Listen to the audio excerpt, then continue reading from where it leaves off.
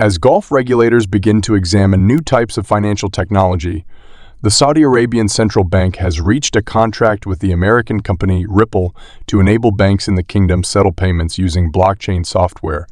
Ripple is located in the United States, according to a statement made by the business late on Wednesday night. The pilot program is the first of its kind to be established by a central bank. It will enable banks in Saudi Arabia to utilize Ripple software to immediately settle payments sent into and out of the country. This will be the first program of its kind to be launched by a central bank. According to Ripple, this will make it possible for Saudi banks to conduct cross-border transactions that are quicker, less expensive, and more transparent. The central bank will provide training to Saudi banks who are interested in participating in the program. The majority of regulators in the Gulf first voiced skepticism over fintech, and the Saudi Central Bank issued a warning to its residents in 2017 to refrain from trading Bitcoin due to the fact that the bank was unable to regulate the activity. But Bahrain, which is interested in expanding its function as a regional financial hub, has been investigating the usage of digital currencies. In the most recent few months, regulators in several of the larger Gulf economies have followed Bahrain's lead.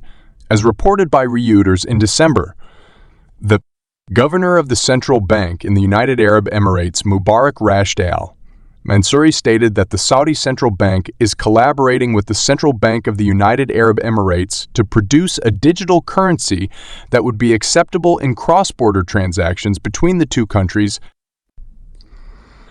This week, the regulatory body overseeing Abu Dhabi's International Financial Center made a statement that it may consider establishing rules for exchanges that deal in virtual currencies. Shout out to one congressman that has stood with XRP even before the ruling. Say over 2 years. First off, my position's very clear. XRP is not a security, all right?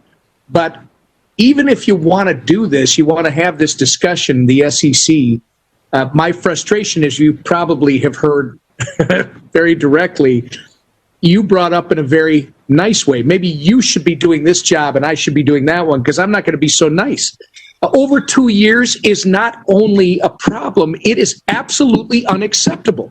Because what this does is entrepreneurs like you and everybody else on this town hall, you start looking elsewhere.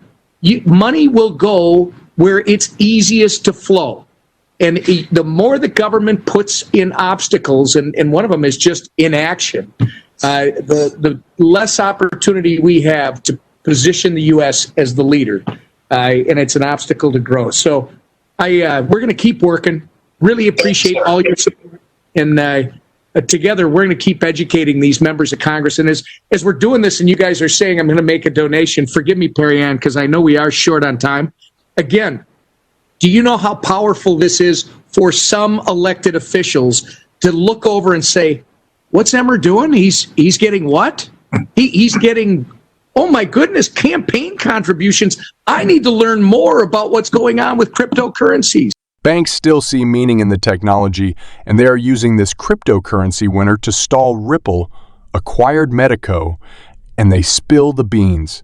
We've always said the private sector caught the banks off guard. Now they are playing catch-up. So, but the U.S., what is the situation in the U.S.? Is that lack of clarity and the concern about the asset class, has it changed the way banks are looking at investing in this space, or how are their plans in the face of this ambiguity and basically the increasing regulatory concern? You've seen some bank CEOs, some large bank CEOs very publicly say, we still believe the technology is really going to provide meaningful benefits. I mean, there's been a debate, there's been some papers and things debating what's truly the utility. People don't even realize how many banks are prepared to go live with XRP-enabled solutions. Over a decade worth of networking from Ripple with extremely large institutional networks. Banks, credit unions, etc. will soon all pay off. Everything is aligning perfectly from the infrastructure being upgraded to accommodate for these solutions to the regulatory forefront. It's all coming together, and in my opinion, within the next 2 years, we will see a lot this go live. The big obstacle is regulatory frameworks. Once that is broken, it's game over. You're either early and in before the big money comes, or you are too late. Moving on to Gary Gensler's most recent interview with Bloomberg, Gary stated that he is unable to answer to any inquiries regarding this issue due to the fact that it is currently the subject of litigation. Gary Gensler, who was being compelled to react to inquiries about what specifically occurred and how the SEC lost by such a significant margin now that the case has essentially been resolved, was asked why the SEC lost by such a large margin. They are actually having a conversation about filing an appeal. Therefore, we would examine whether or not we believe it to be a plausible possibility. Pay close attention to this as it pertains to a separate topic that in recent times has garnered a lot of attention. According to the ruling in the Ripple case, XRP is only considered a security when it is offered for sale to institutional investors. Not so with individual retail investors. I am aware of the fact that you have already communicated your dissatisfaction with that decision. The Securities and Exchange Commission has further announced that it intends to request more review. Does that imply that they have the intention of appealing the decision? The commissioner took no action in response to the issue. In addition, if a member of the staff offers a recommendation, we will discuss it at that time and determine whether or not to follow it, says Gensler. On the other hand, I actually don't have any new information to share with you regarding that. It is essential to understand that I will need to change this since I am unable to imagine Gary Gensler functioning in that capacity at the present time. In that case, what can we deduce from watching the clip? The Securities and Exchange Commission and Gary Gensler are not in a rush to file an appeal of the case. That much is something that I believe we all agree on. Now, the actual reason why this is such a significant problem is because of the way the appeals process works. When it came to appealing this decision, the CC had two choices. The first possibility is something that is known as an interlocutory appeal, and this would be the immediate possibility, that we ought to have seen anywhere from a few days ago to the following week.